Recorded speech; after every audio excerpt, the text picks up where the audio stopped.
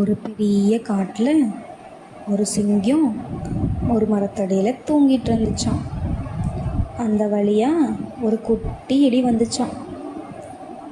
சிங்கத்தை பார்த்த உடனே அது ஒரு பெரிய கல் போல் நினச்சிச்சான். அது மேலே ஏறி ஏறி விளையாண்டுச்சான். உடனே சிங்கத்துக்கு தூக்கம் கலைஞ்சு போச்சான். எலியை பார்த்து, உன்னை நான் சாப்பிட போகிறேன் அப்படின்னு சொல்லிச்சான். உடனே எலி, சிங்கமே சிங்கமே, என்னை மன்னிச்சிடுங்க, நான் தெரியாமல் பண்ணிட்டேன், நான் உங்களுக்கு எப்பயாவது உதவியாக இருப்பேன் அப்படின்னு சொல்லிச்சான்.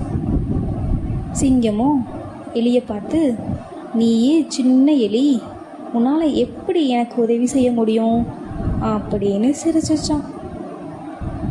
அப்புறம் எலிட்ட, எனக்கு இப்போ பசிக்கலை, நீ ஓடி போயிடு அப்படின்னு சொல்லிச்சான்.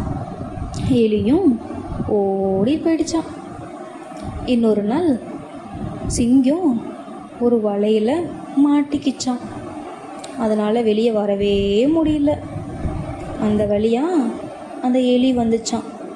சிங்கத்தை பார்த்த உடனே அது பக்கத்தில் போய், சிங்கமே சிங்கமே, நான் உங்களுக்கு உதவி பண்ணுறேன் அப்படின்னு சொல்லி அந்த வலையை கொஞ்சம் கொஞ்சமாக கடிச்சிச்சான். கடைசியாக சிங்கமும் வெளியே வந்துருச்சான். உடனே சிங்கம் எலியை பார்த்து, ரொம்ப நன்றி எலியே அப்படின்னு சொல்லிச்சான். 2 பேரும் அன்னையிலேருந்து ரொம்ப ஃப்ரெண்ட்ஸ் ஆயிட்டாங்களாம். அதுக்கப்புறம் காட்டுக்குள்ளே சந்தோஷமாக போயிட்டாங்க.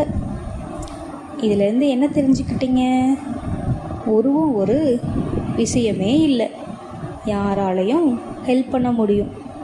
ஓகே.